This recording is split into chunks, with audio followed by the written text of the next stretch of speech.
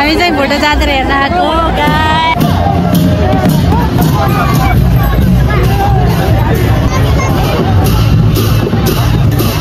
आन्दोलनमा भन्दै मान्छे बढी हुँदो रहेछ नि यहाँ त।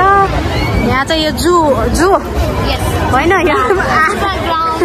यस्तो फेसिलिटी भयो त हामी पनि यसो चढेर भिडियो खिच्थ्यौँ नि। मन्त्री दाजुहरू जानुभयो त बा। हामी चाहिँ भोटो जात्रा हेर्न आएको गाइस होइन के हेर्न आएको नानी? भोटो जात्रा हेर्न आएको। यहाँ हुल भएर दिमाग खराब भइरह एकछिनमा भोटो देखाउने भनेर हेर्दा हेर्दा दिमाग खराब भइसकेको छ हो। भोटो हेर्न आउने भोटो जात्रा हेर्नेहरू बादरहरू सबै। हेलो गाइज हामी चाहिँ भोटो जात्रा हेर्न आएको छौँ होइन। बाटो बन्द छ यहाँ चाहिँ।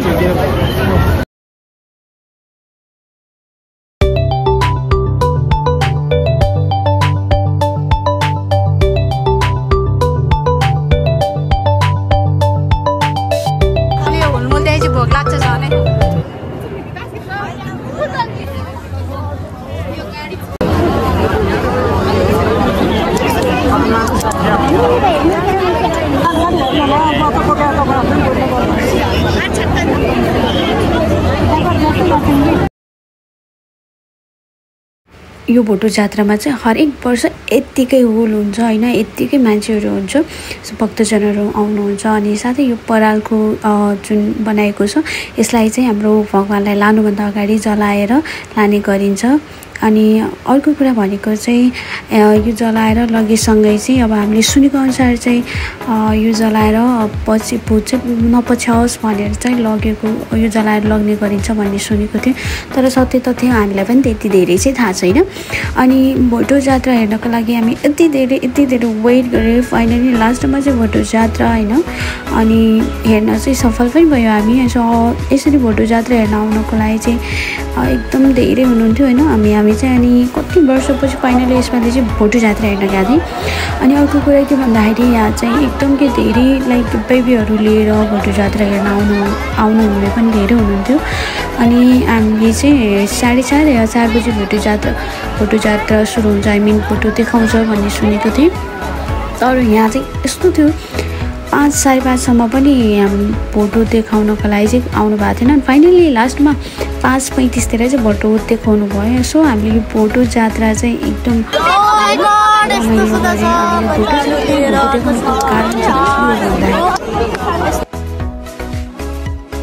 यो फोटो कसको हो भनेर चाहिँ होइन देखाउने गरिन्छ। किनभने यो पहिलाको जुन पुर्खाको अनुसार चाहिँ कहानी अनुसार चाहिँ एउटा राक्षस र किसानको चाहिँ झगडा पर्दा चाहिँ यो फोटो कसैको होइन।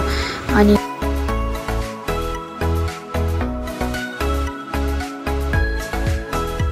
मच्छिन्द्रनाथको हो। जुन दिन तिमीहरूले प्रुफ लिएर आएर हामीलाई देखाउँछ अनि यो भोटो लान सक्छौँ भनेर चाहिँ भन्यो अरे। अनि राक्षस र हाम्रो किसानले चाहिँ दुवैजनाले प्रुफ चाहिँ ल्याउन नसकेको कारण अहिलेसम्म पनि स्टिल यो भोटो चाहिँ रातो मच्छिन्द्रसँगै छ। सो वर्षको एकचोटि यो भोटो चाहिँ किन देखाउने गरिन्छ भने यो भोटो कसको हो भनेर चाहिँ देखाउने गरिन्छ। यही भोटो जात्रा हेर्नको लागि चाहिँ यति धेरै भिड यति धेरै ओहिरो लागिन्छ नि। माइ गड हामी त यहाँ बस्दाखेरि त होइन यति ठेलाठेल पनि भएको थियो कि हामी त एकचोटि त निसासिएको पनि थियो। त्यो क्रममा चाहिँ सँगसँगै चाहिँ के भएको थियो भन्दाखेरि चाहिँ बिचमा हामी ग्रुपमा अब हामी सानो मान्छेहरू ग्रुपमा बस्दाखेरि के भएको थियो भन्दाखेरि चाहिँ सो कसैले चाहिँ होइन त्यहाँ चाहिँ एकदम पादेर पनि ल्याउनु पर्दैन लाइक ग्यास छोड्नु भएको छ क्या पेटको गडबडी या त केही कारणले होला। तर पनि हामीले चाहिँ अनि लास्टसम्म बसेर होइन एउटै स्थानमा बसेर चाहिँ भोटो जात्रा चाहिँ हेरेँ। अनि साथै यहाँ चाहिँ एउटा कपाल चाहिँ एकदम प्यारो एकदम राम्रो तरिकाले होइन उहाँहरूकोमा चाहिँ आँखा गयो मलाई पनि। साथै चाहिँ हामी भोटो जात्रा हेर्दै थियौँ। यहाँ चाहिँ यो भोटो जात्रा चाहिँ 3 फन्कोसम्म देखाउने गरिन्छ 4 कुनामा यो भोटो जात्रा कसको हो भनेर। अनि हामी चाहिँ भोटो जात्रा हेरेर यता साइडमा लागेँ। अनि फेरि जात्रा हेर्न त आउने प्रायः मान्छेहरू बाँदरै हुने। किनभने जात्रा हेर्न आएको मान्छेहरूले चाहिँ यो जुन सुन्दरताको लागि वातावरणको लागि रोपिएको बोट बिरुवाहरू चाहिँ होइन एकदम बिगारेर अनि जात्रा हेर्ने चाहिँ नगरिदिनु होला भन्न चाहन्छन्। साथै यसरी बारतिर चाहिँ चढेर पनि फोटो हेर्ने थुप्रैजना हुनुहुन्थ्यो। एकछिन त फिल भएको थियो कि मलाई त बाँदरहरू आउँदैछ भनेर। अनि अनि अर्को कुरा चाहिँ हामीले यसरी जात्रा चाहिँ फाइनल्ली हेरेर अनि यतातिर चाहिँ सबै ठाउँमा थियो अनि पातहरू माकर मुसारेर सबै झारिएको अनि साथै त्यो बोटको डाँठहरू भाँचिएको। सो कृपया यसो चाहिँ नगरिदिनु होला किनकि अब यो एक दिनको जात्रा हेर्नको कारण सधैँभरि सुन्दरता बनाइराख्ने वातावरणलाई चाहिँ नराम्रो पार्न सक्छ। अनि हामी चाहिँ यो जात्रा हेरिसकेपछि फाइनली हामी उता साइडमा भगवान बुङमतीमा नलगुन्जेल चाहिँ हामी वेट गरेर बस्यौँ। अनि दुईजना अझै पनि फोटो देखाइसक्दा पनि अझै यसरी बारमा चढेर चाहिँ बसिरहनु भएको थियो, उहाँहरूको भिडियो गरेर बसिरहेको साथै चाहिँ फाइनली हामी चाहिँ यता भगवानलाई जात्रामा होइन दाजु पनि जानु लाउँदा टोइलेटमा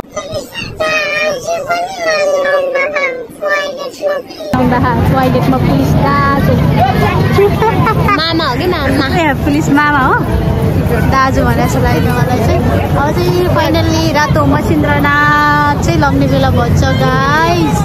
अब लग्दैछन् हामी चाहिँ भइसकेको थियो। प्राय मान्छेहरू चाहिँ फोटो देखाइसकेपछि चाहिँ अब गाडी छ अनि यता चाहिँ मन्दिरलाई पानीहरू सर्भ गरिरहेको छ होइन। अब सबैजना चाहिँ भइसकेको छ कस्तो गनाएको। साथै अर्को चाहिँ के कुरा चाहिँ एकदम राम्रो छ भन्दाखेरि यो रातो मछिन्द्रको चाहिँ जात्रा हुने क्रममा चाहिँ पानी पिउनको लागि चाहिँ हजुरहरूले टेन्सन नलिँदा हुन्छ किनभने पानी चाहिँ कोही कोहीलाई जात्रा त लागेको अति जात्रा रहेछ समाउनु पर्ने गरेर हेर भाइ मलाई यो जिन्दगीले कहाँ पुर्यायो। ओ मन्त्री दाजुहरू जानुभयो त बा मन्त्री दाजुहरू जानुभयो मन्त्री दाजुहरू। अब दाजुहरूको गाडीलाई जान थाल्नु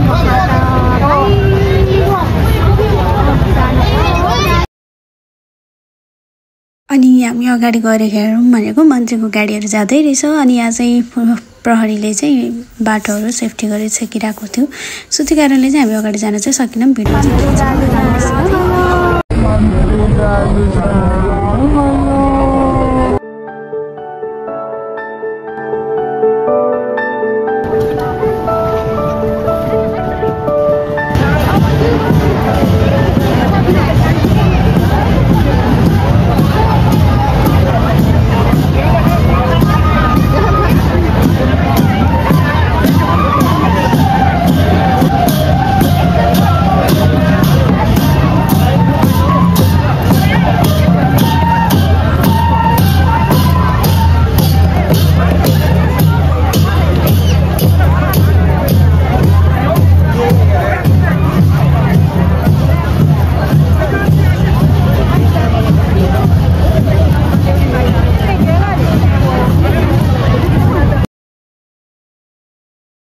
स्पेसली मलाई मनपर्ने भनेको यसरी कालो लुगा लगाएर बाजा बजाएर गएको चाहिँ एकदम रमाइलो लाग्छ। अनि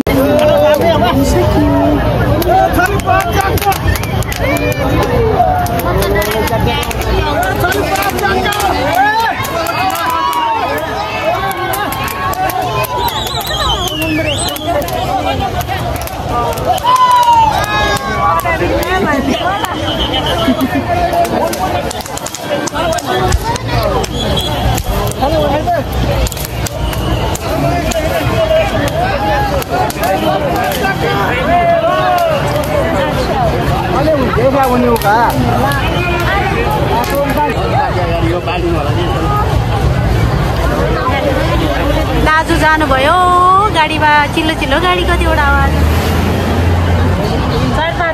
कतिवटा रहेछ आज त भाइ। ल गाइस खुल्ला छोडिदिनु भयो। अब चाहिँ आमा कति दौडेको भाइ यसरी त नदौड्या हुन्छ नि कस्तो दौड्या। मामाजीले लट्ठी बोक्नु भएको लट्ठी हान्नुहुन्छ है धेरै नदौडिनु। आमा धेरै आछौँ गाई गाइज यो चाहिँ मसिन्द्र होइन रातो मसिन्द्र चाहिँ अनि अब हाम्रो यता भैँसबाटी साइडमा लान्ला भएर चाहिँ यति धेरै हुल्ला बाफ्रे सजना कुदिरहेछन्। अब यहाँ बन्दुक पड्काउँछन् गाई साथीहरू यति धेरै यो आन्दोलनमा भन्दै मान्छे बढी हुँदो रहेछ नि यहाँ त। यहाँ चाहिँ यो जू होइन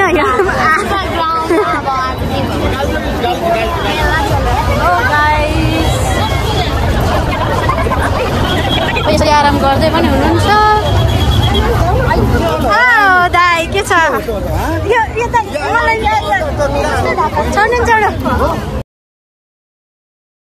यस्तो फ्यासिलिटी भयो त हामी पनि यसो चढेर भिडियो खिच्थ्यौँ नि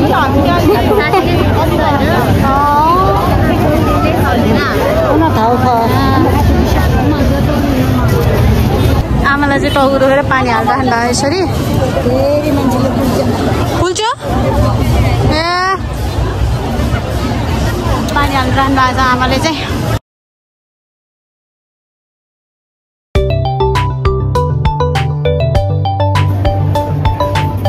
बुवा चाहिँ बुढो भए पनि होइन काँक्रीमा नसकी पानी चाहिँ बाँड्न ल्याउनु भएको रहेछ भक्तजनहरूलाई यो देखेर चाहिँ मलाई एकदम खुसी लाग्यो